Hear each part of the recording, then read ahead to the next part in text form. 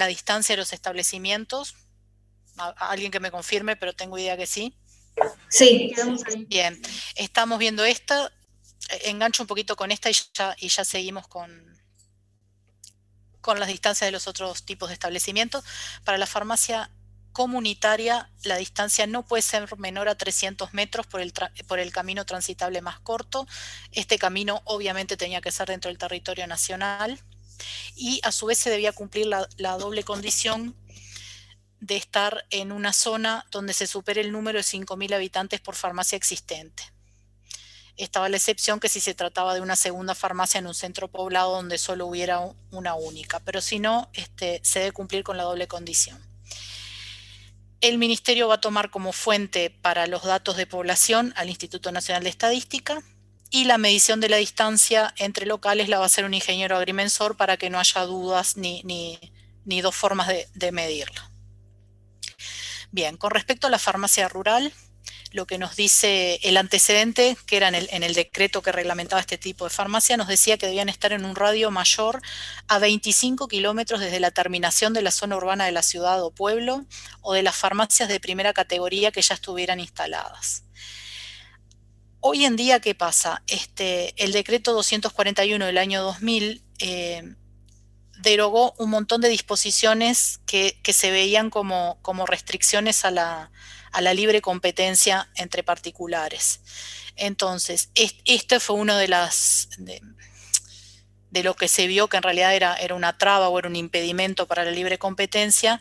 Entonces, este artículo quedó derogado.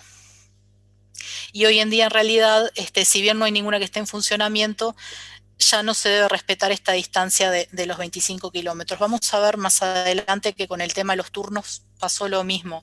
Eh, Antes, cuando una farmacia estaba de turno, el resto debía cerrar y bueno, a raíz de este decreto del año 2000, eso quedó derogado y ahora funciona de una forma diferente, pero eso lo vamos a ver en un rato. Para la farmacia homeopática, perdón, pasó exactamente lo mismo. El decreto del año 88 decía que la distancia debía ser no menor a 300 metros. A raíz del decreto del año 2000, quedó libre y puede haber una al lado de la otra. Ahora, ustedes me dirán, ¿por qué si se están fundando en la restricción, en evitar las restricciones a la libre competencia, por qué para la farmacia comunitaria sigue vigente lo de los 300 metros? Bueno, esto en realidad tiene un fundamento que es sanitario. Y lo que se busca es, con esta restricción de las distancias, lograr que las farmacias comunitarias se dispersen, digamos, en todo el territorio, porque si no existiera la restricción, posiblemente todas se encontraran, como se dice habitualmente, de Avenida Italia al sur, y de Avenida Italia al norte no habría farmacias. Entonces, bueno, con la restricción esta del metraje, al menos se logra que en zonas más alejadas de las zonas céntricas, digamos, se instalen farmacias comunitarias. La idea es que llegue a la mayor cantidad de población posible. Por eso es que fundándose en el derecho a la salud, digamos, es que se mantuvo la restricción de la distancia, pero únicamente para las farmacias comunitarias. Bueno, ahora con respecto al funcionamiento de la farmacia, ahora vamos a entrar más en detalle y ahora en un ratito les voy a hacer una anécdota que me pasó el sábado pasado y me acordé muchísimo de ustedes porque dije qué buen timing, justo cuando estoy dando farmacias me vienen a pasar estas cosas, pero ahora en breve se las cuento. Bueno, el director técnico deberá tener en la farmacia un ejemplar del decreto ley 15.703, un ejemplar del decreto 801/86 y les agrego del decreto 65/013, del decreto del año 2016, o sea, de toda la normativa que rige las farmacias, nosotros tenemos que tener un ejemplar impreso. Bueno, obviamente hoy en día con internet y los celulares lo podemos googlear al decreto y tenerlo disponible, pero bueno, a veces es más fácil tener la copia impresa cuando le tenemos que mostrar algo a alguien, es necesario tenerlo. También debe haber una fotocopia autenticada de nuestro título. Por fotocopia autenticada se entiende que es un escribano público que va a dar fe de que ese título es original y que nosotros somos quienes lo obtuvimos. Y deberá estar ordenada toda la documentación que fiscalizamos. ¿Cuál es esa documentación? Las recetas y los balances de medicamentos controlados. vamos a ver que toda esta documentación debe estar en un cajón bajo llave o en un armario, o sea, tiene que estar separada del resto de las cosas y nosotros tenemos que tener acceso cada vez que lo querramos, bueno, a todo esto. Y el artículo 19 dice que los directores técnicos pueden prestar asistencia de primeros auxilios en casos de excepción, solicitando la presencia de un médico en forma simultánea. Bueno, esto es para que lo sepan, que si llega a suceder algo en la farmacia, en teoría estamos, ahí no sería ejercicio ilegal de la medicina, digamos, estaríamos prestando los primeros auxilios, pero por supuesto que hay que procurar la presencia de un médico lo antes posible. Por eso muchas veces las farmacias, sobre todo las más grandes o las que están en los shoppings o eso, tienen un área protegida con alguna de las emergencias médicas.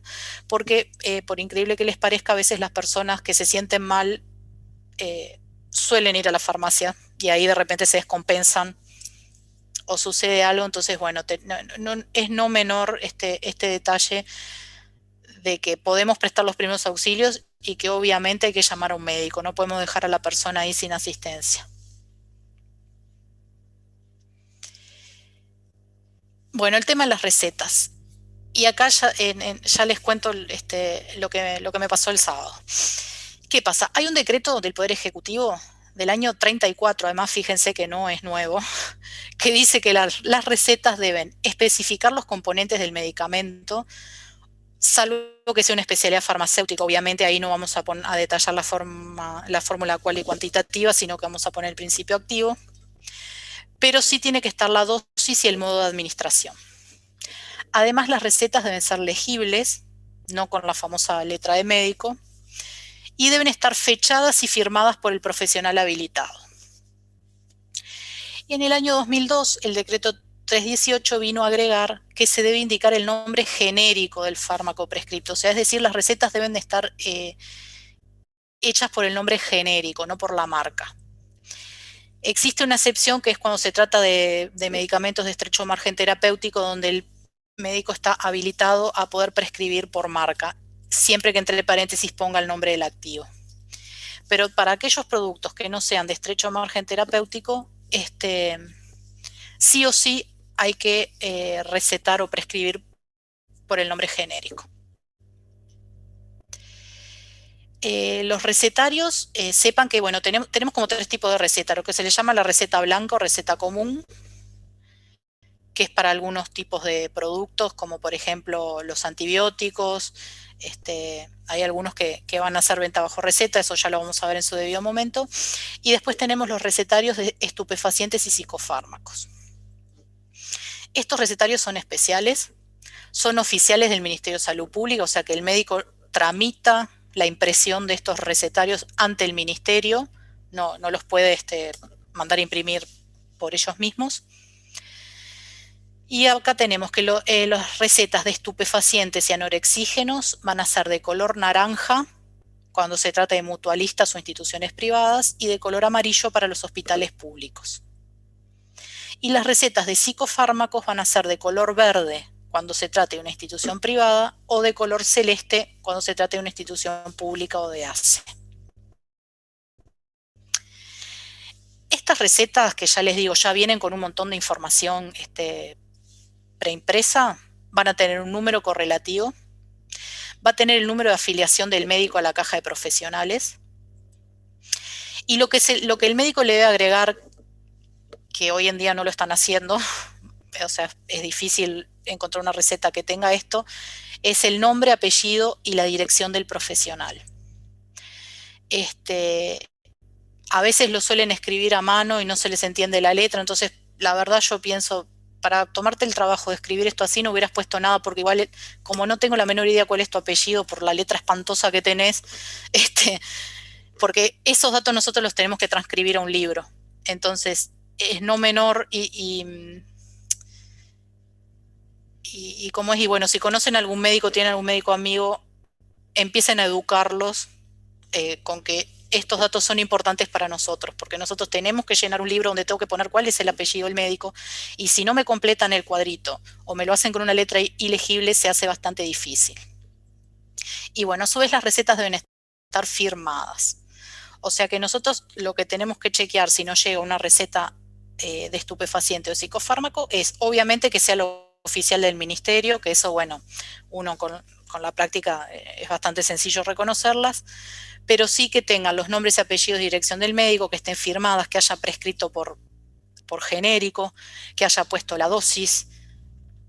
Es un montón de datos que en el día a día los chequeamos nosotros como directores técnicos si estamos presentes en la farmacia, o tenemos que instruir al personal idóneo para que sepa identificar estas cosas y haga como un control primario de la documentación. Y si no tienen estas cosas, tienen que rechazar la receta, no la pueden aceptar. Mira, en teoría hay que rechazarlas. En la práctica, a la tercera que rechaces va a venir el dueño de la farmacia y te va a decir, vos estás loca, hablando mal y pronto, ¿no? Entonces, bueno, es lo que digo, es una educación al médico. Lamentablemente nosotros estamos como medios disociados no sé si el sistema de salud, pero bueno, estamos como medio disociados y la mayoría de la gente no logra comprender cuál es el rol que cumplimos los químicos farmacéuticos. Pero lo de las recetas incompletas es algo de todos los días y en la clase del año pasado, y se va a repetir este año, cuando invitemos a bueno, este año ya es la ex directora de sustancias controladas, pero yo le planteé el año pasado, le digo, pero Alicia, ¿qué hago? Porque a mí me vienen sin sello, yo no tengo idea cómo se llama el médico, no tengo nada. Me dice, sí, ¿sabes lo que pasa? Sobre todo en los más jóvenes y que trabajan, los más jóvenes ya directamente no se mandan a imprimir un sello, es como hablar de algo del siglo pasado. Y también muchos trabajan con receta electrónica, entonces tampoco necesitan el sello, solo lo usarían para estas recetas verdes o naranjas. Entonces, en definitiva, el médico no tiene sello, entonces no sellan las recetas y bueno, ahí nos viene la complicación a nosotros. Eh, a ver, ¿qué hago yo en la práctica? Si me falta el nombre del médico, bueno, pongo el número de la caja de profesionales, que eso sí ya viene impreso por el ministerio en la propia receta. Bueno, si el ministerio quisiera identificar al médico, lo puede hacer porque es trazable ese número de la caja de profesionales. Pero si a la receta le falta la dosis o le falta la vía, si se tratara de un medicamento que se puede administrar vía oral o intravenoso, por ejemplo, que me pusiera tramadol la receta. Entonces yo no sé si el tramadol es en comprimidos, es intravenoso, en ese caso no queda otra que rechazarla y decirle al paciente, lo siento mucho con un dolor en el alma, pero tu médico no explicó cuál es la vía de administración o cuál es la concentración, entonces yo no lo puedo dispensar. Pero Este, eso lo tiene que decir el que despacha el fármaco, por digamos. eso tiene que estar entrenada esa persona, porque nosotros no vamos a estar todo el horario. Entonces, tenemos que tener entrenada a la persona que recibe las recetas. Porque muchas veces también lo que pasa es que esa situación ocurrió hoy, 12 de mayo, y yo me entero el 3 de junio cuando fui a hacer el balance, cuando ya no hay ni posibilidad de enmendarlo, y me tengo que arreglar con lo que tengo ahí, que es una receta que le falta información. Entonces, es fundamental el entrenamiento también de los colaboradores del director técnico. Y son ellos los que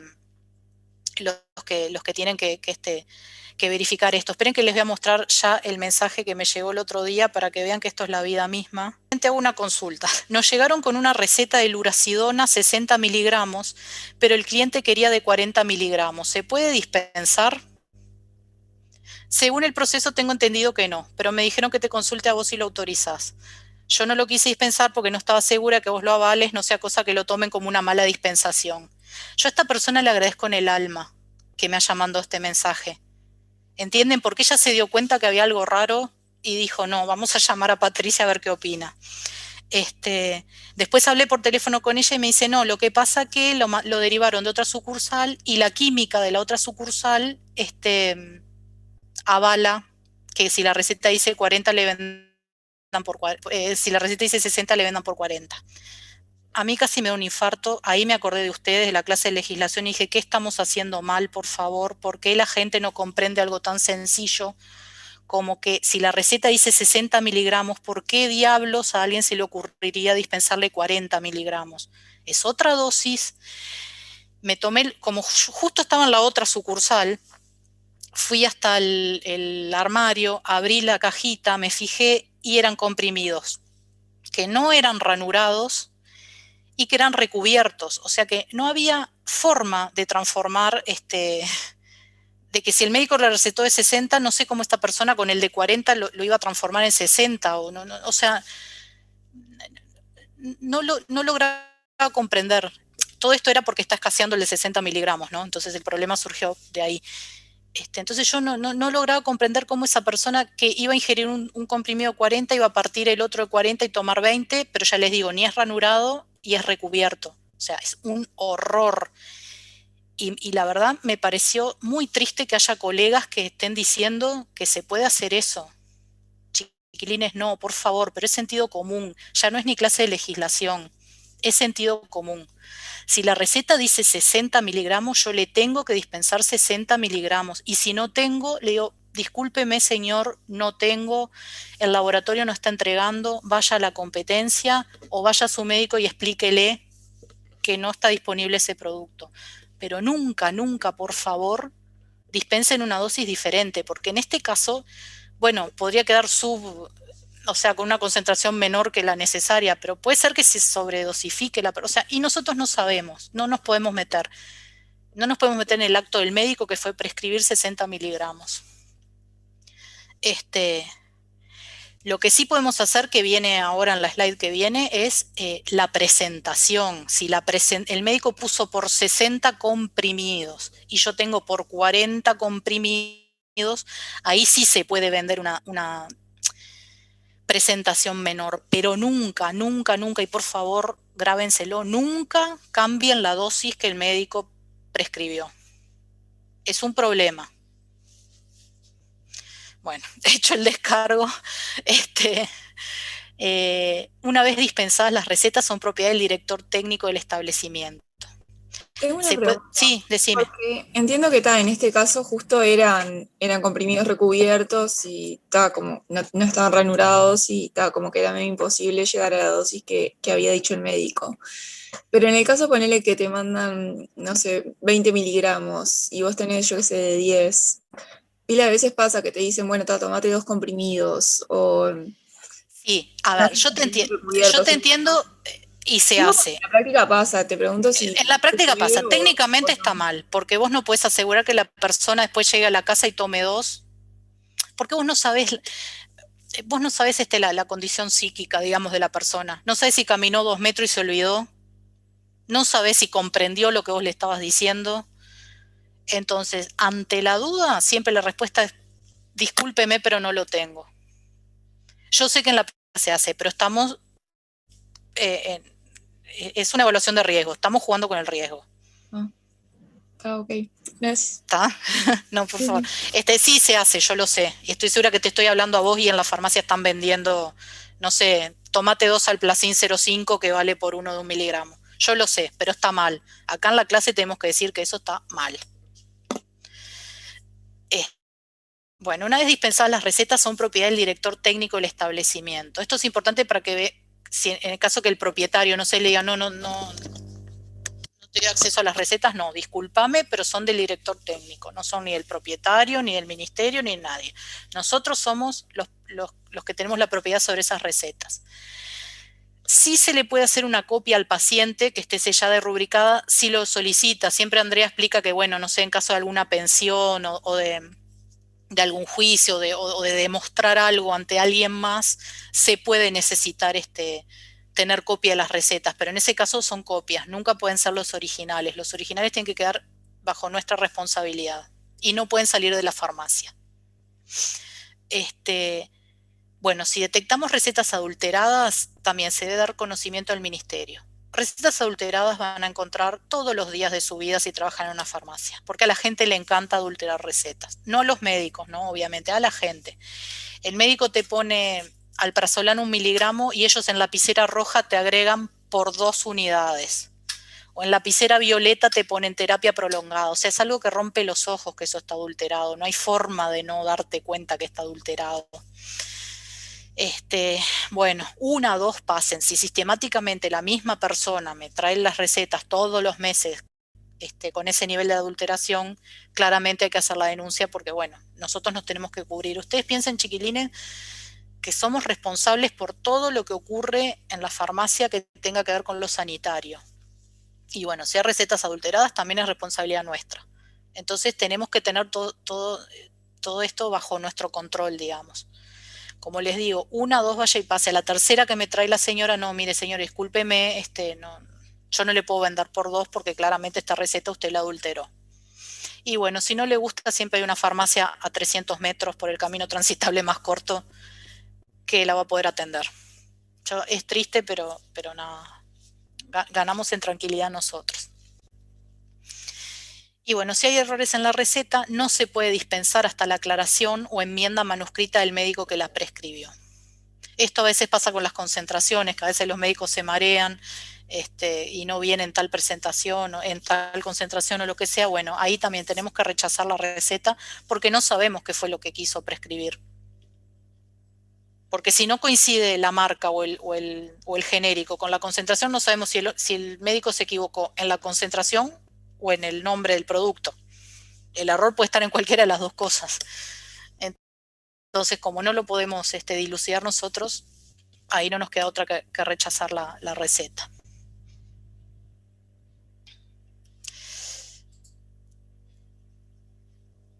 Bueno, acá venía la anécdota que les conté recién. Cuando no se indica el tamaño del envase, debemos dispensar el de menor tamaño. Si nos dice Kentium 1 miligramo y el Kentium viene por 30 y por 60, bueno, le tenemos que vender el de 30 porque no indica el tamaño. Cuando la especialidad tiene varias dosis y la dosis se omite en la receta, ahí tenemos que consultar al médico. Porque el Kentium, siguiendo con el ejemplo que es Alprazolam, viene por 0,5, por 1 y por 2 miligramos. Si no nos dijo cuál de las 3 dosis es la que el médico quiere, tampoco podemos dispensarlo. En el caso particular de las recetas controladas, si el médico receta el envase de mayor cantidad, imagínense en este caso el Kentium por 60, y el paciente no puede adquirirlo, se dispensa el envase menor original hasta completar la cantidad indicada. En este caso hoy le vendo un Kentium por 30 comprimidos y no sé, dentro de una semana le vendo otra caja por 30. Entonces ahí completo los 60 que el médico había indicado en la receta. Pero esta excepción solo se hace para los controlados. Una pregunta, profe. O sea, los médicos, se supone que tienen que tener conocimiento de los tamaños de envase que hay, de todas las dosis que hay. Sí, tienen que tener, pero a veces se equivocan, obvio, porque manejan 1 millón de productos, o sea, y cada día salen productos nuevos. Entonces, a veces la pifian con la cantidad. Y en el caso de dispensar un envase con menor cantidad de unidades. Sí. O sea, ¿quién se queda con la receta del paciente? No, la receta es tuya desde el momento de la primera compra. Lo que se suele hacer ahí, vos del lado de atrás pones una pendiente. O sea, que queda una caja pendiente, ponele. Entonces, cuando termina el mes, porque vos haces el balance a mes vencido, digamos. Entonces, cuando termina el mes, te fijas, si la persona la llevó, perfecto, tachás el 1 pendiente y la llevó y ahí te cierra que era por 2 cajas. Si no la llevó, tenés que consignar, no retiró la unidad, entonces en realidad después al libro vas a pasar que se vendió una sola caja. Pero no podés dejarla abierta, digamos, por tiempo indefinido hasta que algún día se le ocurra venir. Es hasta que venza el mes y vos tengas que rendir todas las recetas que se movieron en ese mes. Bien, gracias. Profe, perdón, una pregunta, porque me quedó como eso sí. en la cabeza. O sea, cuando no se indica tamaño de envase, ¿no habría que también llamar al médico? Porque no podría pasar, por ejemplo, que haya como riesgo de que se discontinúe un tratamiento o algo por el estilo. ¿O queda tal? Bueno, en realidad sí, tenés razón. Yo entiendo y tenés razón, pero en este caso, viste que el decreto ya te dice que si no indica es el de menor tamaño. Y en realidad ahí le estás dando margen a la persona para que vuelva a ir al médico y obtenga otra receta. No lo dejás sin tratamiento. Sí le tenés que decir, bueno, mirá, si precisabas por 60, pero acá no te puso nada, conseguí otra receta. Genial, gracias. A ver, todo esto obviamente es la teoría, ¿no, chiquilines? Y es la buena práctica y es lo que deberíamos hacer. Después, obviamente, en la vida real, cuando no se indica el tamaño del envase, te venden el que tiene más unidades porque es más plata, porque sale más caro. Pero eso está mal. O sea, una cosa es lo que hay que hacer, otra cosa es lo que se hace. En la clase les decimos lo que hay que hacer y en el parcial le preguntamos lo que hay que hacer, lo que la reglamentación dice que hay que hacer. La práctica tiene infinidad de variedades que, bueno, uno ve cualquier cosa.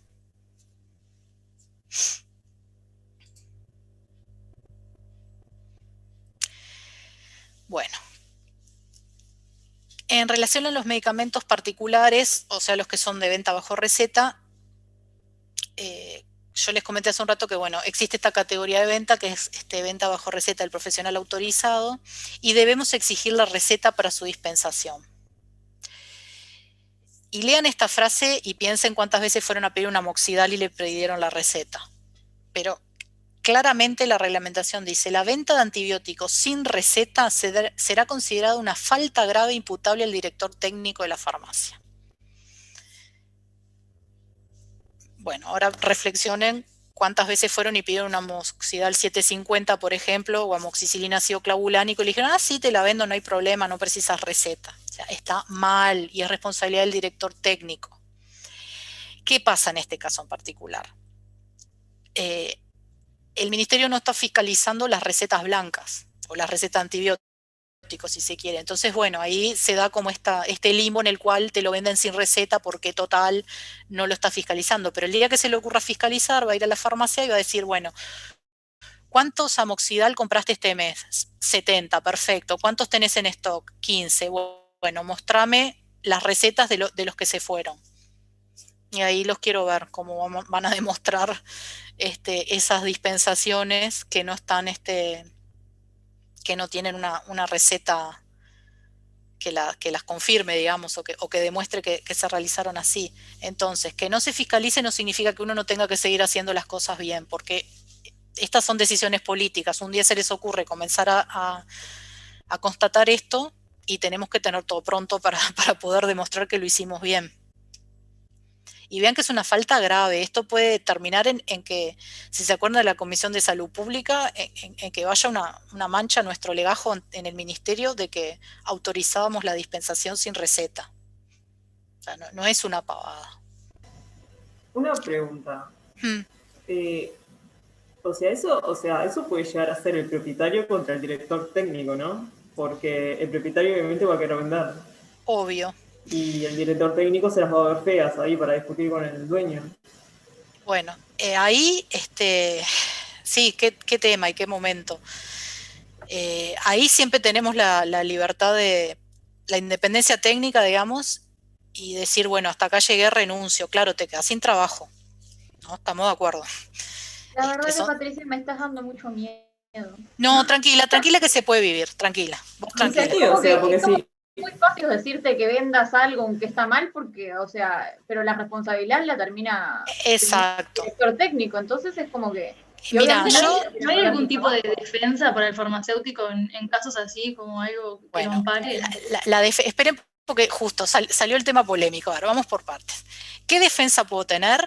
Siempre la capacitación del personal, tener instructivos, tener ese sistema de gestión de la calidad, que nadie pide que esté certificado por el SQA, ni por UNIT, ni por nadie. Simplemente que haya documentos, que haya, no sé, la firma de los idóneos y de los vendedores de que asistieron a nuestra capacitación, que leyeron el instructivo que hicimos. Entonces, con todo eso nosotros lo que logramos es demostrar que teníamos un sistema implantado, que todo el personal sabía cómo se debían hacer las cosas. Y bueno, a pesar de todo eso lo hicieron mal, pero tenemos la forma de demostrar que nosotros hicimos todo lo posible para que las cosas se hicieran bien. Ahora, cuando ya es algo que se fue de control, que rompe los ojos, chiquilines, lamentablemente tenemos que ir y renunciar, porque es nuestro título que bastante costó el que se está poniendo en juego. A ver, el título no te lo sacan nunca y derribemos mitos. El cartoncito lo voy a seguir teniendo. El tema es que me van a retirar la habilitación, que si es algo menor puede ser por unos días o por unos meses, o puede ser que me retiren la habilitación para ejercer como química farmacéutica por el resto de mis días. Eso sería algo terrible, tristísimo y lamentable. No va a ser por vender un antibiótico sin receta, ¿no? Claramente, sería por algo mucho peor. Pero a lo que voy, todas estas cuestiones que tienen que ver con faltas a lo que nos nosotros somos responsables, los que ponemos la cara somos nosotros y los que ponemos en juego nuestro título somos nosotros. Entonces tenemos que tratar de minimizar de toda forma posible los errores. Por eso que les digo siempre, yo les estoy dando la clase ahora y en mis 2 farmacias están pasando cosas en este momento y yo no las puedo controlar, porque no puedo estar en 2 lugares a la vez y porque no puedo estar las 20 horas que están abiertas las farmacias allí. Entonces, ¿cómo me aseguro de poder estar dando la clase tranquila? Nada, con instructivos, con capacitación y bueno, confiando en la empresa para la cual trabajo que sé que quiere que las cosas se hagan bien.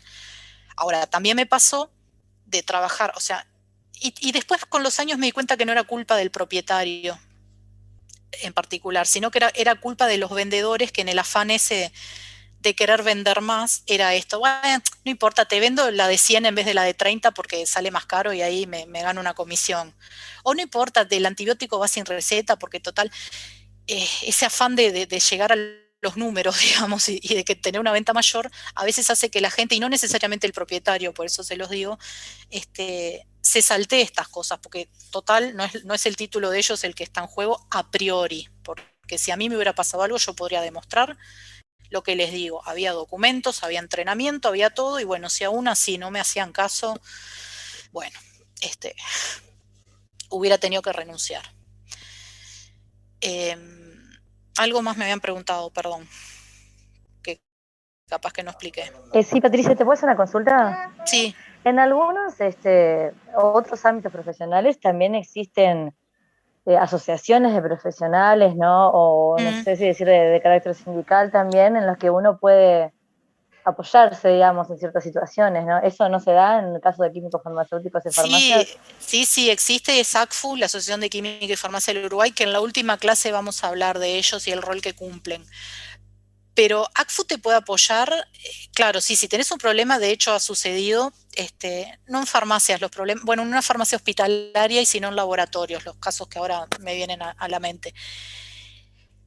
Pero si vos permitís que vendan los antibióticos sin receta, no te va a defender ni ACFU ni nadie, porque tampoco nadie va a saltar a poner la cara por vos cuando vos no podés demostrar que hiciste las cosas bien. Entonces, sí existen las asociaciones de profesionales, pero bueno, ellos respaldan cuando ven que hay con qué, digamos. Claro, cuando sí, yo te consultaba en el caso de cuando es como tu palabra contra la del otro, digamos. O sea, con documentación de por medio de que... Exacto, vos tenés que tener evidencia objetiva de que hiciste las cosas. Bueno, ahí está, eso era lo que me pareció que no había hablado. Cuando es la palabra mía contra el propietario o la mía contra el otro. Bueno, ahí chiquilines siempre, nada, no queda otra que presentar una nota en el ministerio, hacer los descargos y sepan que si uno va al ministerio y se autodenuncia, digamos, o denuncia su propia farmacia, claramente es el fin de la relación laboral, porque difícilmente el propietario quiera seguir trabajando con nosotros después de que lo hayamos denunciado, pero bueno, llegado el caso, si es la única alternativa que vemos, tristemente es lo único que podemos hacer. ¿Y eso después no te da mala fama si querés trabajar en otra farmacia? No pensarán, ¿me puede denunciar a mí también? No creo que se enteren, porque por lo general en farmacias trabajás en ejercicio liberal de la profesión, o sea, no es que te presentás a un llamado, que te avisan, che, mira, tal farmacia te está buscando director técnico, no sé. No creo que te pongan una lista de los más buscados para que no te contraten, porque capaz que si lo haces como director técnico de un laboratorio, sí, porque ahí son muchos menos, las cosas que pasan son más graves, si es que pasa algo, y ahí capaz que te pueden llegar a... Pero bueno, vos pensá, si se muere un paciente porque le dieron una dosis que no era, yo pago con la cárcel, entonces ya a esa altura no me importa ni el trabajo. Yo no quiero evitar ir presa, y bueno, y para eso no me queda otra que asegurarme que las cosas se hagan bien, o avisar o denunciar cuando veo que algo se desvió de lo que debía ser correcto. Siempre con márgenes, ¿no, chiquilines? Por eso alguien que recién me decía, ay, me asustas. Bueno, a ver, es lo que le digo, 2, 3 recetas, sí, está mal, pero bueno, uno puede manejar, puede recalcar la importancia de que revisen, pero cuando es una cosa sistemática que por ejemplo, los estupefacientes. Yo tolero cosas, pero me falta una receta de estupefaciente y me pongo loca. Me pongo loca porque no hay forma de conseguirla, porque ni un médico amigo me va a hacer una receta para tapar esa dispensación. ¿Entienden? Es algo complicadísimo si falta una receta naranja o amarilla. Entonces, bueno, mi límite llega hasta ahí. Yo siempre dije, el día que me falte un estupefaciente, hasta acá llego, porque no tolero el estrés de pensar cómo obtener esa receta por una vía que no sea la natural, que es que la persona se hubiera presentado en la farmacia con la receta.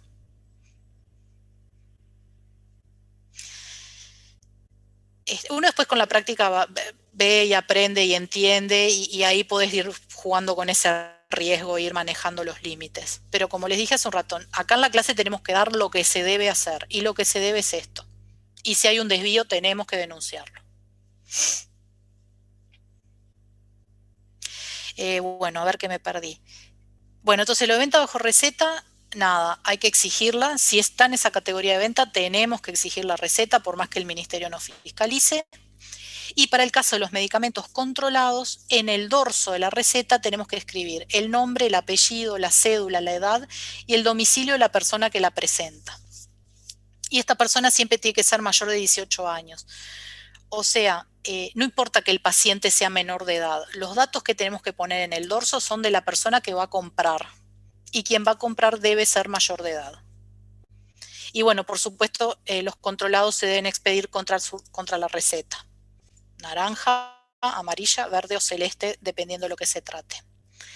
Hay una leyenda urbana, otra más, que dice que la doble receta blanca, les digo por si alguno trabaja en farmacia hospitalaria o en farmacia comunitaria, está esa leyenda de que la doble receta blanca vale por receta verde. Eso es mentira, está mal, es un error y es espeluznante. Se puede llegar a tolerar en la farmacia hospitalaria que la persona vaya con la doble receta blanca a la farmacia de la institución, porque ahí se sabe perfectamente quién fue el médico que prescribió, porque obviamente es un médico en la institución, y entonces desde la farmacia se pueden comunicar con él o con su enfermera para que haga las recetas verdes que correspondan. Entonces, como un primer approach para que el paciente obtenga rápido el medicamento, se puede tolerar esa doble receta blanca, porque se obtiene la verde, digamos. Pero en la farmacia comunitaria yo no tengo la menor idea ni dónde trabaja el médico, ni tengo forma de comunicarme, ni tengo forma de nada. Entonces, no es lo mismo una doble receta blanca que una receta verde. Y no podemos aceptar eso. La doble blanca... Dos papeles. El tipo escribe 2 veces Kentium 1 por 60 y firma, y en el otro pone nuevo Kentium 1 por 60 y firma. Y te trae esos 2 papeles. Eso es lo que no se puede. ¿Nunca lo vieron? Sí. Pero a nosotros nos gusta que ese tipo de mitos que existen, ustedes lo tengan claro. O sea, si viene eso, si les llega eso a la farmacia, tienen que decir, esto no es inaceptable. En una farmacia hospitalaria, como dice Patricia, se puede aceptar siempre y cuando el médico no tenga recetas verdes en el momento. Eso puede pasar que el recetario verde se le haya terminado. Entonces, bueno, que ese día, como no tenía más recetas verdes, y para no dejar a los pacientes sin la medicación, haya hecho ese manejo, vamos a decir, con las recetas blancas, como para, de alguna manera, probar de que, bueno, la receta esa verde va a ser reemplazada por la receta, perdón, la doble receta, la segunda copia va a ser reemplazada por la receta verde. Bueno. Pero eso solo se puede tolerar cuando uno está en la institución, las farmacias de la institución, y la institución va y tramita las recetas verdes del médico, y después viene y le dice, bueno, haga todas las recetas que hizo ese día de nuevo, y se reemplaza la receta verde por la blanca esa doble que se había puesto. ¿Se entiende? Por eso se habla de doble receta, porque una es la orden del médico del medicamento y la otra es la receta que corresponde. Ahora, Patricia, con el tema de la receta electrónica, no sé cómo lo hacen, porque con el tema de la receta electrónica, la doble receta es imposible. Me imagino que la deben recetar a forma electrónica y si falta la receta verde, la deben solicitar después, a fin de mes. Sí, en la hospitalaria sí. En la comunitaria directamente no podés, no se puede dispensar. No, que en la comunitaria no hay receta electrónica. No, bueno, por eso no, pero me está pasando con el tema pandemia y las consultas virtuales que están llegando, o mejor dicho, no están llegando recetas verdes.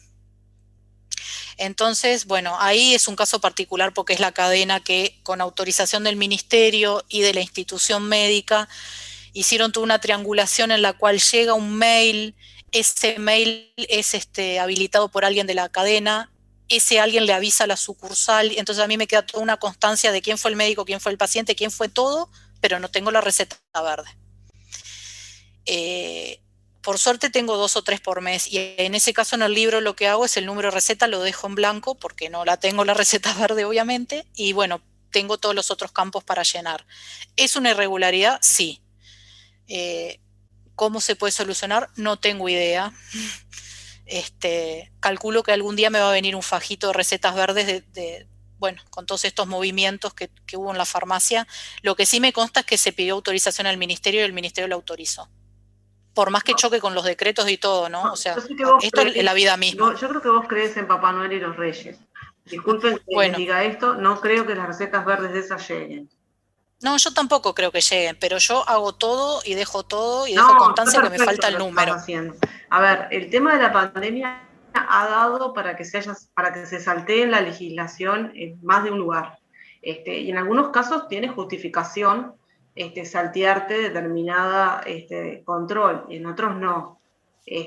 También se puede dar un caso, como explicábamos recién, de algo que sea temporal. Decir, bueno, acepto este correo electrónico, después me lo sustituís por recetas verdes. Pero la verdad es que en mi experiencia, cuando pasan estas cosas, no suelen después subsanarse. Probablemente si el ministerio dio la aprobación, y esa aprobación hay que guardarla bien. Exacto. Porque, bueno, en definitiva, en este periodo de pandemia y con toda la situación que ha habido en el mutualismo, que los médicos te atienden por consulta telefónica, es muy difícil hacerse de las recetas, ¿no? Es clarísimo. Tampoco podés dejar a la gente sin medicación. Exacto, se priorizó eso, que continúe el tratamiento.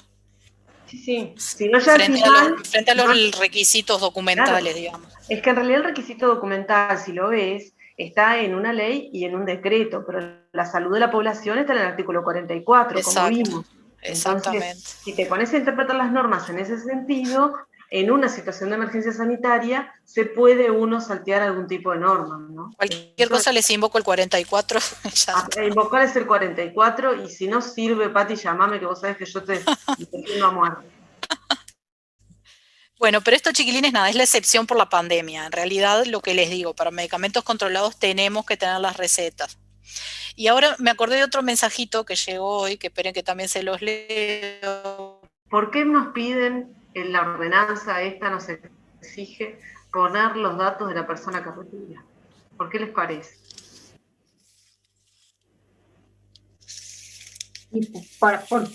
Para que no te encuentres una receta por ahí y vayas a pedir algo que no te corresponde, no sé. Bueno, acá hay un tema de que es un medicamento, como su nombre lo indica, controlado, ¿no? Entonces, los medicamentos si controlados... hubo un error de dispensación, lo podés contactar con la persona. Claro, si hubo un error de dispensación, podés contactar con la persona. Si hubo un error, si la receta fue, por supuesto, robada, podemos saber quién fue el que las está utilizando, ¿verdad? O sea, estamos hablando de medicamentos que tienen un control y que las únicas personas, yo siempre digo, los únicos profesionales que están habilitados legalmente a manejar estos medicamentos son los químicos farmacéuticos, ni siquiera los médicos. Los médicos lo pueden prescribir, pero no pueden manejar estos medicamentos. No pueden llevarse un medicamento a la farmacia sin la receta. ¿Se entiende? O sea, las únicas personas que manejan estos medicamentos son los químicos farmacéuticos. Y el químico farmacéutico tiene que asegurar la trazabilidad de la cadena. Tiene que asegurar desde que entra la droga al país, lo vamos a ver cuando veamos estupefacientes y psicotrópicos, desde que entra la droga o el producto terminado, como entre, hasta el paciente y quien se lo lleva al paciente, toda esa cadena está controlada por el químico farmacéutico. Lo vamos a ver en detalle cuando veamos toda la parte de estupefacientes. Entonces, es muy importante que ustedes tengan claro esto y que entiendan por qué es. No es en todos los medicamentos, es en los medicamentos controlados, porque se controla que no haya abuso, porque se controla estos medicamentos por el tipo de drogas que son, tienen que ser medicamentos, ¿verdad?, que sean prescritos por un médico, que tengan un control no solamente en la parte sanitaria, sino también en la parte de dispensación. Y por eso es que hasta la persona que los retira tiene que estar identificada, con nombre, apellido, cédula de identidad. Y tiene que ser mayor de edad. Yo no puedo mandar a un niño a buscar un estupefaciente o un psicotrópico. ¿Entienden? O sea, y por eso es que tienen el nivel de responsabilidad. Y darle el blister que tiene 30. Pati, es peor que eso. Estuve a punto de bajarme del auto en Maldonado y... Como les digo, si es un horror abrir la caja y separar blister, triple horror es cortar los blister y dispensar de a 1 o de a 2 unidades, ¿no? Eso ya es, no sé, es para ir presos más o menos. Porque obviamente a esta altura de la carrera saben, bueno, todo lo que garantiza que esté en el blister, tenemos el lote, el vencimiento, y entonces no es inconcebible que se fraccione un blister o una caja. A los efectos es lo mismo. Entonces solo podemos comercializar los envases originales, o sea, las presentaciones que estén autorizadas por el ministerio. No hay dos lecturas de esto. Bueno, con respecto a los productos químicos que también se dispensan en la farmacia, tienen que estar identificados con una leyenda en idioma español y sin enmiendas, y escrito en letra de imprenta. ¿Por qué? Porque a veces mandan imprimir las etiquetas en blanco y a mano completan con el producto del que se trata. Entonces, si me equivoqué, no me queda otra que romper la etiqueta y escribir una nueva. Yo he visto etiquetas rayadas y casi me da algo. No podés ponerte a ahorrar 0,5 centésimos. Te equivocaste, la rompes y pones una limpia, nueva y sin enmiendas. No es tan complicado. Bueno, escrito en letra de imprenta para que se entienda. En el caso de los productos que son solo para uso externo, no sé, por ejemplo, acetona, los rótulos deben ir en color rojo. Y si son productos tóxicos, deben incluir un cráneo y 2 tibias humanas cruzadas de color negro y la leyenda veneno en letras mayúsculas. En este caso sí, obviamente las vamos a mandar a imprimir, no nos vamos a poner a dibujar el cráneo y las 2 tibias, ¿no? Se entiende que eso se manda a imprimir un rótulo que sea con esas características. Y para el caso de productos de uso interno, como puede ser, no sé, la vaselina líquida, los rótulos son de color blanco. Esa es la diferencia. Si alguna vez se preguntaron por qué algunos eran rojos y otros blancos, bueno, es por esto: uso externo, uso interno. Perdón, fui para el otro lado. No, ¿qué pasó?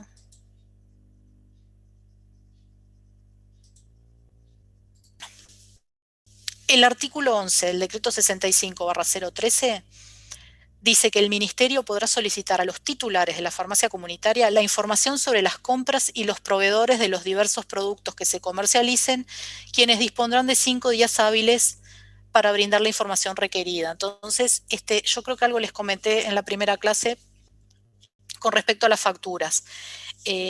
Nosotros, como directores técnicos, también tenemos que tener cierto control sobre las facturas. Por ejemplo, por un caso así, porque el titular de la farmacia va a llamar: Patricia, mandaron un comunicado al ministerio que tengo 5 días para decir cuántos controlados compramos. Bueno, ¿cómo sé cuántos controlados compramos? Con las facturas. Entonces, está todo bien que se la lleve el contador para descontar IVA o lo que sea, pero al menos una fotocopia para nosotros tener una idea de cuánto entró. Y en caso que después el ministerio pida los originales, bueno, se consiguen, pero al menos con las fotocopias logramos tener una aproximación de las cantidades, digamos. Y bueno, los propietarios de más de un establecimiento de farmacia comunitaria que adquieran especialidades farmacéuticas en forma centralizada, a través de farmacia de quinta categoría o droguerías, deberán garantizar en todo momento el seguimiento de la trazabilidad de los medicamentos en sus distintas sucursales, digamos, por medio de documentación interna. Entonces, por ejemplo, se compran 200 cajas de Kentium y van 50 para la sucursal 1, 50 para la 2, 50 para la 3 y 50 para la 4, y esa compra interna, ese movimiento interno lo hago a través de un documento que se llama un remito. Entonces, en ese remito pongo que 50 cajas de Kentium 1 miligramo por 60 comprimidos del lote tal y vencimiento tal fueron a la sucursal 1. Lo mismo para la 2, para la 3 y para la 4. Entonces, de esa forma mantengo la trazabilidad interna. Lo que no es nada complicado ni nada descabellado lo que pide el ministerio. Es bueno, vos compraste grandes cantidades, pero las fraccionaste en tus diferentes sucursales. Demostrá que seguiste la trazabilidad en cada una de tus sucursales. Entonces tenemos al petitorio. ¿Qué es el petitorio? Bueno, es el conjunto de productos de especialidades farmacéuticas, equipos, materiales y elementos obligatorios que se requieren para el correcto funcionamiento de la farmacia. No es para que se lo aprendan, obviamente, acá les voy a mencionar algunos, pero es nada más para que sepan que si van a abrir una farmacia deben leer este anexo 2 del decreto 65/013 y asegurarse que exista, antes de la apertura de la farmacia, esta cantidad de productos, ¿tá? Que es el stock mínimo o la cantidad de productos mínimos sin el cual no me habilitan a funcionar la farmacia.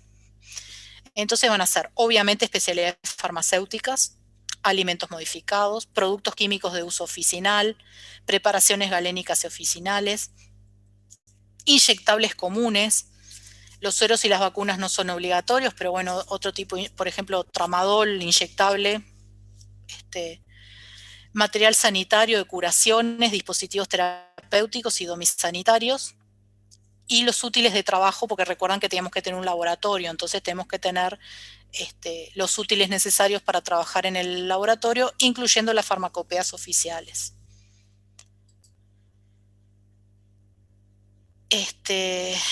Bueno, acá volvimos a farmacia homeopática. Lo que nos dice es que deberá contar con un área de atención al cliente, un área de depósito, ya sea de materias primas, de productos intermedios y de producto terminado, áreas de elaboración según el tipo de cepas a emplear y la forma farmacéutica a elaborar, gabinetes higiénicos, vestuarios y áreas de descanso. O sea, la distribución del local tiene que ser tal que tengamos estas 3 áreas segregadas, bueno, baños obviamente, vestuarios y las áreas de descanso. Se debe cumplir con las buenas prácticas de fabricación de medicamentos homeopáticos de acuerdo a la escala de trabajo. Y las farmacias van a estar habilitadas para trabajar con diferentes tipos de insumos. Y bueno, solo se va a poder trabajar con eso para lo cual el ministerio nos dé autorización. A ver, homeopática es un caso muy particular que hay como que estar trabajando ahí para entender cómo funciona, ¿no? Pero bueno, sepan que incluso con los tipos de productos con los que se vaya a trabajar para hacer los preparados, tenemos que tener autorización del ministerio. Esto es re importante porque lo veo que pasa y bueno, nada, y en teoría no se puede, que es que la homeopatía no puede brindar consultas homeopáticas. Por tanto, no puede brindar consultas médicas ni estar asociada a un consultorio. Yo no conozco una sola homeopatía que no esté asociada a un médico o a un consultorio. Son todas así. Primero, si vas a preguntar, te dicen, no, vaya acá al lado o espere 5 minutos que viene el médico y la atiende, o te dicen que cruces la calle y vayas al consultorio que es enfrente. Bueno, pero sepan que está mal. No puede, igual que la comunitaria que no podía tener asociación con médicos, bueno, lo mismo para homeopática.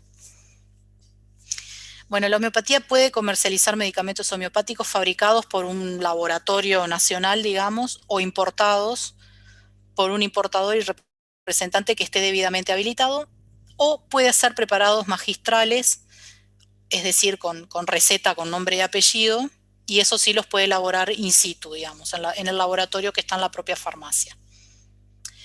Al elaborar un homeopático de fórmula magistral, se tienen que registrar los datos del paciente, del médico homeópata tratante, cuál fue la preparación que se recetó, incluyendo las diluciones y dinamizaciones. Esto les prometo que cuando vean Homeopáticos con Carla ella les va a explicar qué significa dinamización. Bueno, dilución ya lo saben, pero dinamización lo vamos a ver. Toda esta documentación se deberá archivar durante un plazo no menor a 5 años y preferentemente debe tener respaldo informático. Claro, este decreto es del año 2016, entonces ya viene con los conceptos de informática y es como mucho más moderno que el de comunitaria, que es del 86, ¿no? Y ni soñar con internet, ni con recetas electrónicas, ni nada de eso. Pero bueno, sepan que tenemos que dejar registro por al menos 5 años y con respaldo informático. Bueno, ahora vamos a entrar en el tema de la habilitación, del trámite para habilitar una farmacia comunitaria y una homeopática. Yo no sé, Andrea, si querés que muestre la página web, que la tengo preparada, o eso lo dejamos para procedimiento administrativo. Ahora, Pati, que no podía aprender. No, mostrala, no hay problema. Bueno, entonces leo esto y ahora chequeamos a ver si es lo mismo que dice la página del Ministerio. Lo que nos van a pedir es el nombre que debe estar autorizado por el Ministerio de Salud Pública, o sea, a la farmacia no le podemos poner cualquier nombre, sino que va a tener que estar autorizado. ¿Qué es lo que nos pide el Ministerio? Bueno, dame al menos 3 nombres, cosa que si no te puedo autorizar el primero, analizo si te puedo dar el segundo o el tercero. Ese es el secreto, digamos. ¿Cómo sé si me la autoriza el nombre? Bueno, pongo 3 y sé que alguno de esos 3 me va a autorizar. Tengo que presentar la habilitación higiénica, 2 copias del plano del local, certificando los metros cuadrados y la altura. ¿Se acuerdan que eran 2 ítems muy importantes, el metraje y la altura? Y debe ser un arquitecto quien firme estos planos. La constancia de las distancias con las farmacias ya existentes, también firmado por un agrimensor. Ya lo discutimos la clase pasada por qué. Si es una sociedad, 2 copias del estatuto o del contrato de constitución, y esto también lo tiene que certificar un escribano público. Vean la cantidad de profesionales que están involucrados en el trámite de habilitación. Y también acreditar la idoneidad de los colaboradores del director técnico. Y algo re importante y no menor es que este trámite lo debemos iniciar los directores técnicos, no los propietarios. Y somos los que vamos a seguir adelante con este trámite. Eso porque a veces contratan al arquitecto, al agrimensor, al escribano y se olvidan que tiene que haber un QFDT. Entonces, si alguien les consulta o les dice quiero abrir una farmacia, bueno, perfecto. Si voy a ser la directora técnica, déjame por favor iniciar el trámite y estar al tanto de los requisitos que tiene. Entonces, les voy a mostrar, a ver si quedó. Requisitos. Constancia del Instituto Nacional de Estadística, indicando el número de habitantes existente en la localidad, villa, pueblo, ciudad. Ahora ya saben por qué. Constancia de la Dirección Departamental de Salud del número de farmacias existentes en la localidad, villa, pueblo, ciudad y la inexistencia de otras solicitudes de apertura. Esto va a ser solo para el interior. Bueno, acá ven, o sea, ven que todos los ítems ya son cosas que acabamos de ver el justificativo. Certificado del ingeniero agrimensor, con el timbre profesional, especificando la ubicación, el número de padrón, la calle, la distancia en metros. Si está en un centro comercial, no se va a requerir dicho certificado, también ya vimos por qué. Declaración jurada de no inclusión de las prohibiciones del decreto 369/2013. Esto me pareció maravilloso, Andrea, porque este decreto está derogado. Sin embargo, en la página nueva lo siguen poniendo. Sí. Pero les aclaro, lo que piden acá es la declaración jurada de que no hay vínculo con clínicas médicas, ni con médicos, ni con instituciones de salud. Pero me impactó un poco ver que el decreto está derogado, lo sabe todo el mundo y sin embargo está ahí. Bueno. La propiedad del establecimiento usa un certificado notarial con control completo de la empresa, el testimonio notarial de la documentación referido a la titularidad. Esto también ya lo saben, declaración jurada de los propietarios de no ser médicos, odontólogos o veterinarios. Esto debe estar con firma certificada por escribano público. Bueno, la nota de solicitud dirigida al Ministro de Salud Pública, firmada por el propietario representante legal del establecimiento, solicitando la apertura y la habilitación.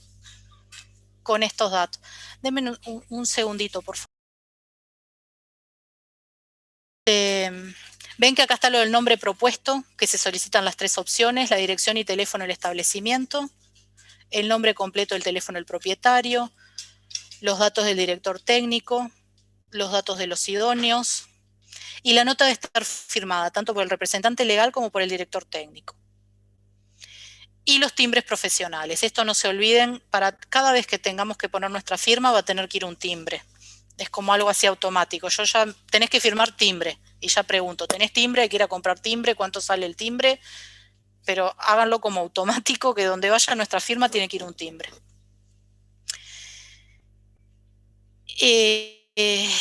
Bueno, hay que completar el formulario de solicitud de habilitación higiénica, que ahora lo vemos. Y juntar el plano de la planta física del arquitecto, la memoria descriptiva firmada por arquitecto, el certificado de habilitación de bomberos o la constancia que está en trámite, la fotocopia del carnet de salud vigente del propietario, de la dirección técnica y colaboradores, el pago del arancel, porque esto tiene un costo. Y bueno, y hoy en día, como se hace todo electrónico, un formulario para citaciones y notificaciones electrónicas. A ver si está el costo, o sea, más la cantidad de personal, no está establecido, no es ficto, digamos, el costo. Pero vean que todo lo que piden no es nada que no hayamos visto en los decretos reglamentarios. Es más o menos es como una checklist de toda la clase de farmacia que venimos viendo, de todo lo que pide para la habilitación. Lo que pasa es que en realidad esto es un que se basa en cada cosa que está establecida, que debe exigirse. El ministerio lo que hace es poner un checklist con los documentos que comprueban de alguna forma cada una de las exigencias de la normativa. O sea, si yo tengo como exigencia los 300 metros, necesito un plano agrimensor o un certificado agrimensor, y entonces es lo que me piden. Lo que hace la página es facilitarles la lectura, pero obviamente, como les dijimos en la primera clase, la fuente del derecho en Uruguay es la legislación, no la página web del ministerio. Exacto. Puede haber errores en la página web del ministerio, y de hecho, si hay una equivocación, ustedes tienen que identificarla, pero primero tienen que haber leído la normativa, y en la página web deberían exigirles lo mismo que se exige en la normativa, y no más ni menos, ¿sí? Sí, bueno, justamente hoy discutí bien, pero con alguien que me decía, no, si no está en la página web no me lo pueden pedir. Entonces me estaba entregando el 10% de la documentación que yo le decía que precisaba. Porque eso está en una ordenanza o en realidad en una lista de verificación que te la manda el ministerio si la pedís por mail. Pero no deja de ser un requisito del ministerio. Y yo entiendo que no está en la página web, pero me lo mandó la evaluadora y me dijo esto es lo que tenés que cumplir. Es muy importante que ustedes como técnicos sean conscientes de esto que está diciendo Patricia. O sea, las páginas web no son fuentes de derecho en Uruguay, ¿no? La fuente de derecho, la única fuente de derecho es la legislación. Entonces, lo que exija la legislación es lo que el ministerio debe exigir. Y si la página está completa y me establece qué tipo de documentación acredita cada uno de los requisitos de la norma, pero mucho mejor porque me facilita el trabajo. Pero si la página no está completa, me lo pueden exigir igual. Sí, y no hay forma de llorar ni de nada, es así, es un requisito. No. Y ustedes como profesionales lo tienen que tener más claro que los clientes, porque los clientes no suelen tener claro esto. Pero ustedes sí deben tenerlos presentes. Bueno, ¿el formulario lo están viendo? Sí. Sí. Bueno, entonces lo mismo, ponemos si es nueva, si es renovación, el nombre de la farmacia, acá la razón social de la empresa, las calles, bueno, dirección, departamento, cuánto personal técnico voy a tener, cuántos idóneos, venta, administración, servicios, cuántos hombres, mujeres, si hay menores, en qué horario voy a funcionar. Que el horario obviamente, ahora vamos a ver que tampoco es que yo diga de 10 a 18, o sea, hay un horario mínimo que sí o sí hay que cumplirlo. Acá están consultando si va a ser turno nocturno o si vamos a estar extendido un poco más que esas horas mínimas de funcionamiento. Bueno, debemos presentar de nuevo el original o copia del plano local con la memoria descriptiva, la fotocopia del carnet de salud, la habilitación de la Dirección Nacional de Bomberos y el pago del arancel.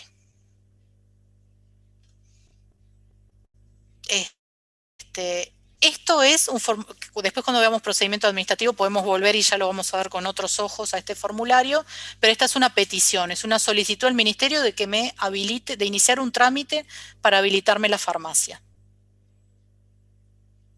Nos van a dar un número expediente y con eso vamos a hacer después el seguimiento y si nos pueden llegar a pedir que falta documentación o presentar o alguna consulta, alguna duda que quede a quien esté evaluando el trámite y bueno, ahí se va generando ese expediente y al final o me van a habilitar la farmacia o me van a denegar esa petición. Después vamos a ver los mecanismos que hay para resolverlo si me dicen que no me la dan.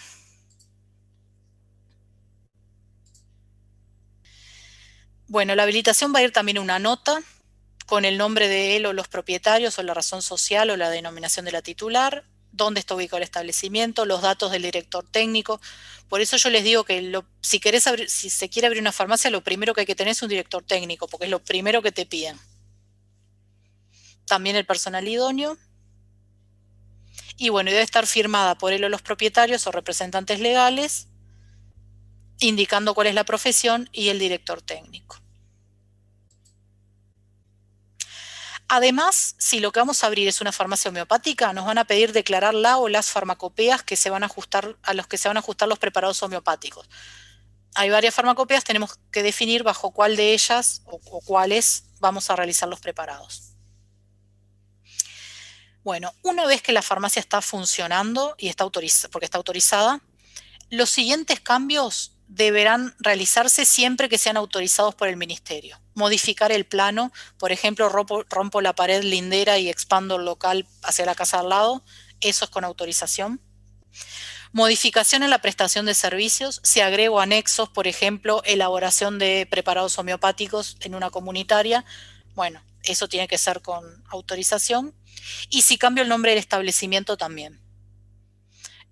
Hay que hacer un trámite. Por ejemplo, cuando una cadena compra una farmacia chiquita de barrio, ahí obviamente va a haber un cambio de nombre. Bueno, ese cambio de nombre también tiene que ser con autorización del ministerio. Bueno, con respecto a los traslados, todo traslado de farmacia se considerará como una nueva apertura. ¿Qué significa esto? Tenemos que hacer ese trámite que acabamos de ver, lo tenemos que hacer de cero, de nuevo. Es como una farmacia nueva. Ahora, en los casos de siniestros, que puede ser un derrumbe, una destrucción parcial, un incendio, que el edificio ya esté viejo, un desalojo, bueno, o que se adquiera un nuevo local, sin perjuicio de la inspección técnica que avale la habilitación, no será de aplicación la restricción de ubicación a distancia mínima con los establecimientos circundantes ya instalados, siempre que se demuestre de forma fehaciente que realmente hubo un derrumbe o me están desalojando, y que la nueva farmacia no diste más de 200 metros de la anterior y que no esté a una distancia inferior a 100 metros de otros establecimientos ya instalados. Entonces, si se acuerdan del otro día que Andrea les contaba de la farmacia Atahualpa que se derrumbó y ahora se mudaron para la vereda de enfrente, en ese caso no le estudiaron o no le tuvieron en cuenta la distancia de los 300 metros por el camino transitable más corto, porque se mudó a menos de 200 metros de la sede anterior y aún así seguía estando a más de 100 metros de cualquier otra farmacia de la zona. ¿Tá? Pero ahí hay que demostrar, bueno, en ese caso fue notorio porque salió en los medios, pero hay que demostrar que realmente es por una causa de fuerza mayor que se está realizando ese traslado, o porque se compró un local nuevo, más amplio, más lindo, no sé, más accesible, y bueno, y se cumple esas dos limitantes de la distancia. No más de 200 metros del anterior y al menos 100 de las otras ya instaladas. Bueno, las farmacias comunitarias podrán trasladarse sin expresión de causa luego de transcurridos 5 años de su anterior traslado o inauguración, siempre y cuando la nueva sede se encuentre en el radio de 200 metros de la primigenia y que no se sitúe a una distancia inferior a 100 metros de los ya instalados. O sea, el artículo anterior decía, si te pasa una desgracia, lo podés hacer. Acá lo que te dice es, si transcurrieron 5 años y también se cumple lo de los 200 metros y los 100 metros, también te puedes trasladar sin expresar causa. Y después, cuando una farmacia comunitaria se traslade hacia adentro de un centro comercial, también se deja de tener en cuenta el tema de las distancias. Bien, es como medio trabalenguas, pero después si lo leen tranquilos se entiende claramente el espíritu, digamos, de lo que quiere decir. Bueno, con respecto a los cierres temporarios, también tienen que estar avalados por el Ministerio. No podemos cerrar la farmacia si no tenemos autorización del Ministerio. Y si transcurren más de 120 días, se considera una nueva apertura, salvo que se pueda justificar una extensión de plazo. Por ejemplo, no sé, hubo problema con la obra, se retrasó, y en vez del día 120 vamos a abrir el día 130. Bueno, justificando eso,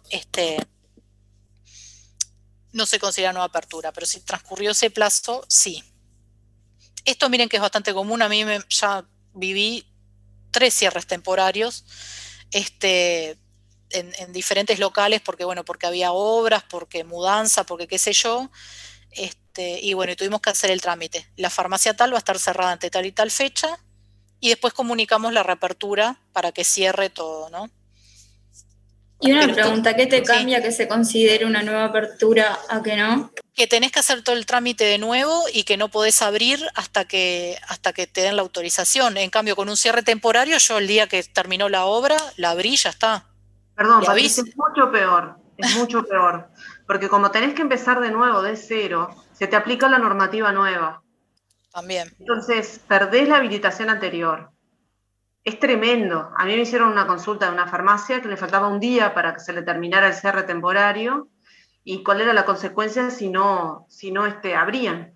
Y la consecuencia era que perdían la habilitación y estaban ubicadas a menos de 300 metros de otra farmacia. Por lo tanto, perdían la sede. ¿Se entiende? Sí. Es tremendo. Yo lo que les aconsejé, en ese caso, fue un caso muy interesante que me plantearon, estaban haciendo reforma, la reforma no estaba terminada, y bueno, se pasaban de los ¿cuánto eran? 120 días. 120.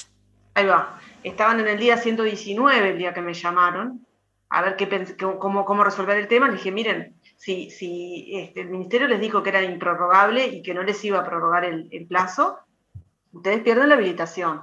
Perder una habilitación de una farmacia que tiene 20 años de instalada en un determinado lugar, es un crimen, ¿no? Porque hay que empezar de cero de nuevo, y en el momento que ustedes iniciaron hace 20 años atrás la habilitación de esa farmacia, no estaba la exigencia de los 5.000 habitantes, no estaba la exigencia de los 300 metros, o sea, hay una cantidad de cosas que son nuevas y que me van a aplicar la legislación hoy. ¿Qué le dijiste? Les aconsejé que abrieran como estaban y que hicieran ventas, algunas ventas, que hubiera facturas de que ese día habían vendido. ¿Saben qué pasa? Y el problema no es el Ministerio de Salud Pública, y esto sépanlo, el problema son los competidores. La farmacia que está a menos de 300 metros va a denunciar que no abriste. Entonces la única forma de demostrar de que abriste es que tengas facturación del día. Fuimos todos a comprar. Yo fui a comprar algodón, no necesitaba nada. Dije, voy a comprar algodón solo para hacerles un favor. O sea, fuimos todos del estudio. Compramos todos. Prácticamente nos regalaban las cosas, ¿no? Porque, sí.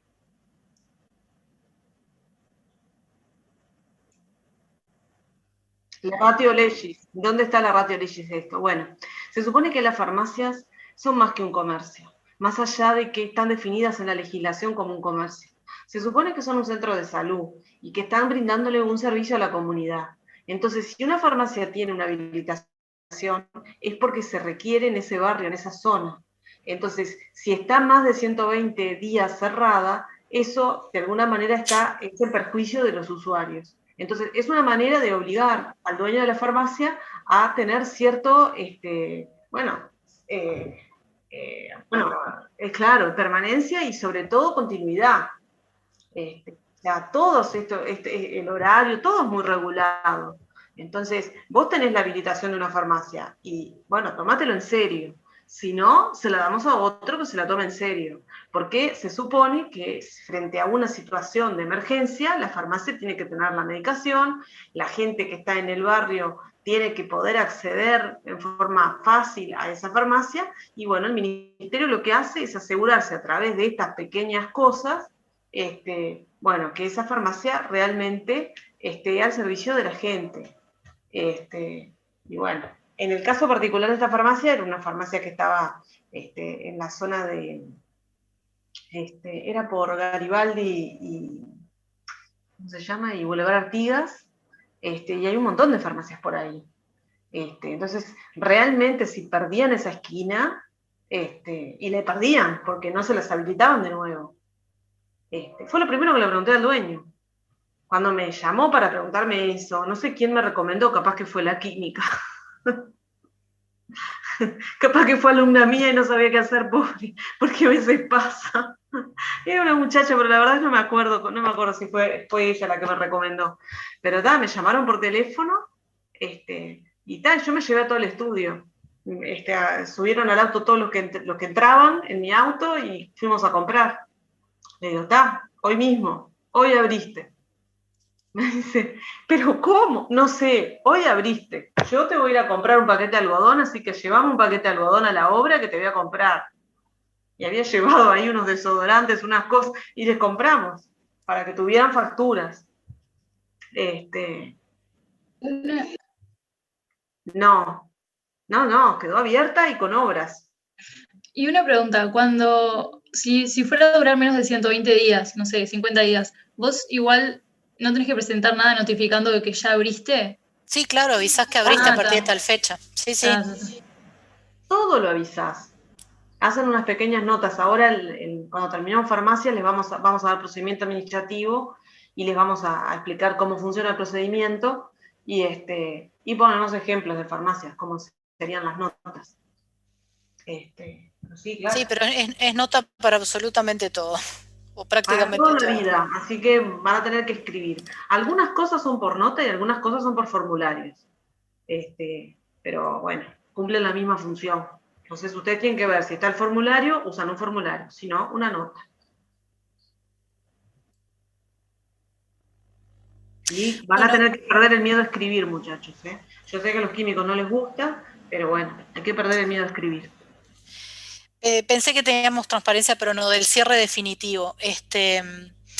Bueno, puede suceder que tengan que hacer el cierre definitivo de la farmacia, a mí también me tocó después de un temporario, y ahí me llamó la inspectora a consultarme a ver si quedaba la zona desabastecida, si yo sabía si había alguna farmacia cercana o algo, porque estaba muy preocupada ella, la angustiaba, la ponía mal que cerraran farmacias. Bueno, en ese caso yo le dije que había abierto un shopping cerca y, no sé, a 10 cuadras, algo así, de la farmacia que cerraba, y bueno, que yo consideraba que, o sea, igual no podíamos hacer nada, ¿no? La decisión era cerrarla, pero ella trató de asegurarse de que el barrio ese no quedara sin farmacia cercana.